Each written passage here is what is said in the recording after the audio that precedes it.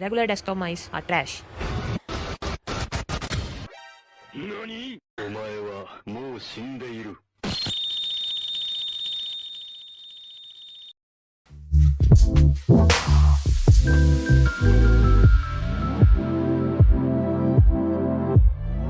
So the basic idea of using a PC to create stuff is that you want to transfer your thoughts or commands to a PC in such a way that your PC can process those to create something new. And following this principle, in an ideal world, we can have a connection with our PC in such a way that all our thoughts can be directly interpreted by a PC, and the only downtime creating anything in this method would be us thinking out the thoughts or the PC rendering.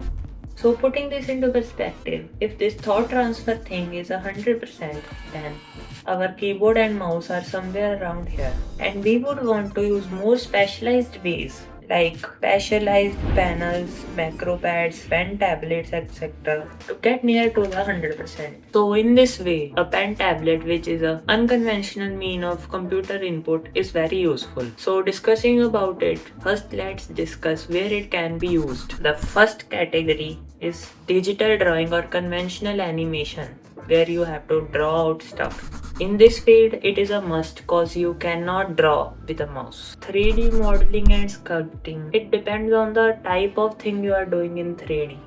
Like, if you are modeling out the models like of a character, then you definitely need it.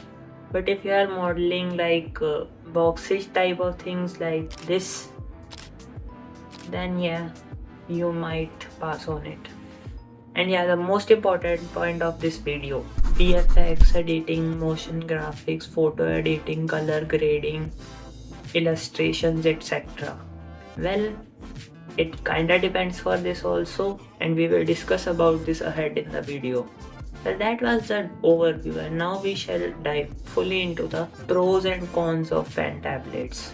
Pros: fast, accurate, and easy to use. When using a pen tab, you use a pen to translate into cursor motion. So basically, you can use all the years of training you have put into those fingers of yours for good, because of which it is all fast, accurate, and easy. Cons: so majorly I have seen only two cons in the product. The first con of using a pen tab is that you can't scroll very well using it. So in this case you have to rely on either the sidebars of the softwares or a Windows Ink feature, which is not very well optimized in my opinion. A solution to this is that some pen tablets have a scroll wheel built into them, but they are generally more expensive. And following this, the second con of pen tablets is when compared with a regular mouse, pen tabs have a very high entry point, and the gap is also visible on the higher end of the things. Though the expensive ones will have a display built in, so it's not a fair comparison. Now, shall the other section of users buy this? Well, I would say most probably yes. But it is very subjective thing, because if you really think you will be using it, then yeah, you shall go for it. Like, it is very useful in cases like navigating through the small UI elements of softwares like DaVinci Resolve or After Effects. But it can also be seemingly tough to use in stuff like 3D, where you constantly need a scroll wheel. But in that case, you can use both a pen tab and a mouse, cause why not? Now, just before ending this video, I would like to talk about two more things, different modes. So in a regular pen tab, the one without a screen has two different modes, a mouse mode and an absolute mode.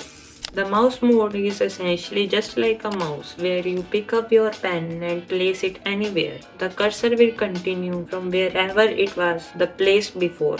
So the absolute mode is like mapping the entire work area of the pen tab to the monitor. So in proportion to the pen tab, wherever you will place your pen on the pen tab, the cursor will directly jump to that place. Fortunately or unfortunately, my pen tab has a similar aspect ratio to that of most monitors or laptop screens, because of which in using the absolute mode, it is absolutely fine.